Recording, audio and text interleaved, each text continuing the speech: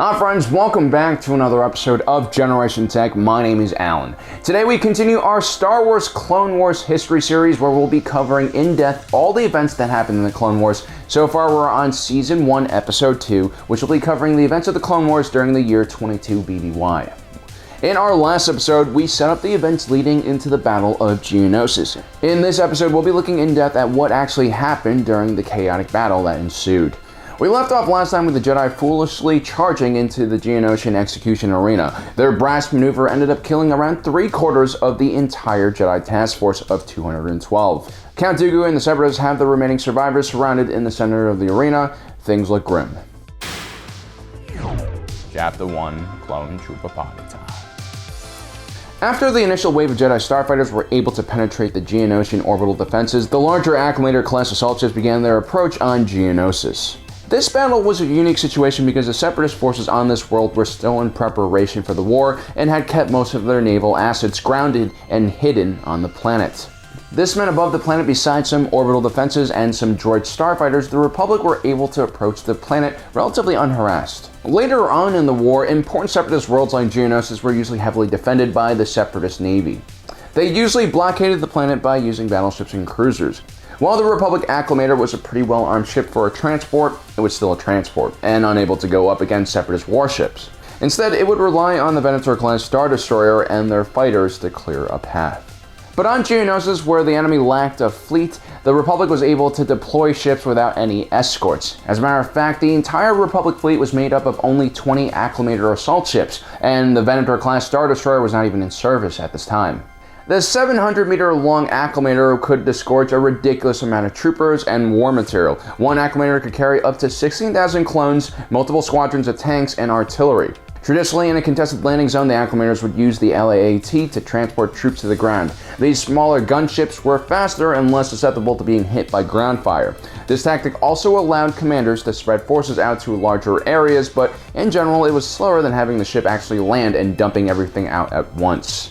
Because Separatist ground forces and anti-air emplacements were still intact on the planet, the first wave of clone troopers were launched in gunships.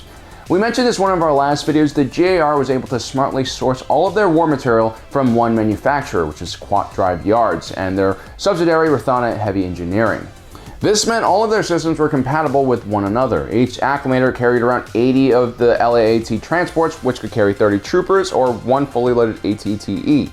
The ATTE and the LAAT could also carry the ATRT walkers. Everything worked seamlessly. Once the landing zone was cleared, an additional 12 Acclamators landed, bringing in the main ground forces for the Republic along with heavier armor and artillery. You see, the GAR actually was modeled after a Marine Expeditionary Force. It was an efficient fighting force that could deploy a reasonable amount of firepower and sustain an operation all in quick order. Another thing that worked out really well was that the majority of the Republic's weapon systems worked flawlessly during their first use in combat. The Grand Army of the Republic proved to be a very well-oiled and efficient fighting machine, despite their leadership. Chapter 2, Surprise Fools. The element of surprise is one of the major reasons why the Republic were able to win this battle. If you actually take a close look at the numbers, the Separatists had the Republic completely outnumbered. The GAR had a little over 200,000 infantry on the ground. In comparison, the Separatist droid army deployed over 1 million droids. They had an additional 4 million droids in reserve. Most of those had already been loaded onto ships which were preparing to launch. The Republic fortunately caught them while they were still in the process of loading. And the GR had a more robust naval fleet, perhaps with a few Venator-class Star Destroyers. They probably could have just sat in orbit and destroyed the Separatist fleet piece by piece as it tried to escape the planet. But lacking such a fleet, the GR had to deploy ground forces and, more importantly, heavy artillery, which could prevent the Separatist ships from leaving. The Separatist strategy is a bit harder to understand. While the Republic Task Force managed to gain the element of surprise, the Separatists still greatly outnumbered the Republic and had the ability to actually turn the battle against the GAR. What they needed to focus on was to get their navy up into space so that they can fight off the Republic invasion force, and then also release all of the droids they had in reserve. They could have easily overwhelmed the GAR ground forces. But the Separatists lacked good leadership, or perhaps they were so thrown off balance by the surprise attack that they did neither and tried to escape. It should be noted that besides Count Dooku, the Separatist leadership had no idea that the Republic had their own army as well. It's possible in the midst of all this confusion, their leaders had grossly overestimated the size of the enemy forces. The Trade Federation leaders are also widely known as cowards, so it's possible they just ran. Then again, Count Dooku and Palpatine might have also just purposely thrown the battle. A victory by the Republic would bolster support for more orders of the clones, which would help the Sith's long-term goal of eliminating the Jedi. Chapter 3. Plan of Attack. The majority of GAR ground forces landed outside of the area where the droid foundries were. This is also where the Separatist leaders were holed up and where their command center was. Again, because of the surprise assault, the majority of Separatist forces were still concentrated around the factory, having just walked off the assembly line. The Geonosians were an insect-like species, and due to the harsh environment on their planet, they mainly built subterranean hives to live in. The majority of their factories, housing centers, and other buildings were all beneath the surface. The entrances to these hives were naturally well guarded and covered, and more importantly surrounded by wide open plains, which made for extremely clear fields of fire. The Republic forces led by the Jedi landed and created an assembly area and command center in preparation for this final assault on the Separatist bastion. Yoda had led a small contingent of LAATs to the Geonosian arena and had extracted the failed Jedi mission to take out Count Dooku. As they rejoined the main task force, the assault on the Separatist bastion had already started, as Jedi generals began leading a mass of clones in a frontal charge across the open plain. There was definitely a certain urgency with the Republic's battle plan. One of the reasons why they didn't just wait in orbit and bombard the planet was they actually wanted to take the main Separatist leaders alive and also capture their Separatist droid foundries relatively intact. There was still a ton of confusion about how the Separatists had managed to militarize so quickly. They needed people to interrogate and data to sort through.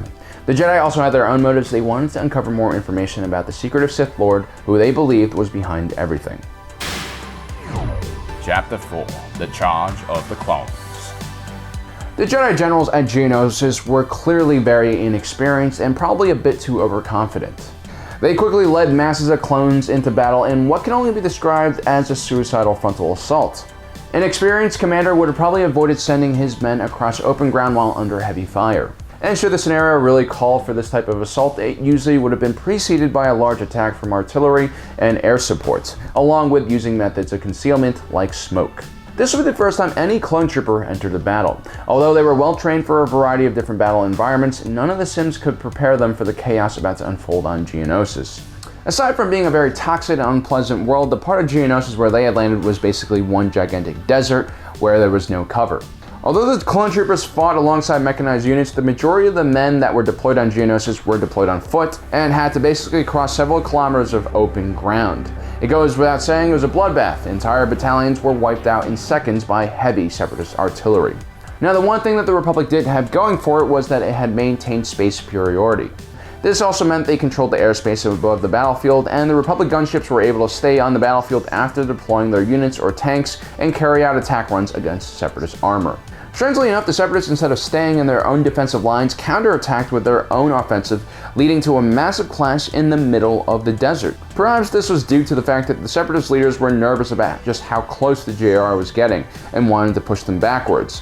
At the same time, the Separatist droid army had several faster attack vehicles which were quite successful at disrupting Republic formations. The Hellfire tank was especially dangerous, firing a barrage of guided missiles that could take out an ATTE in one shot.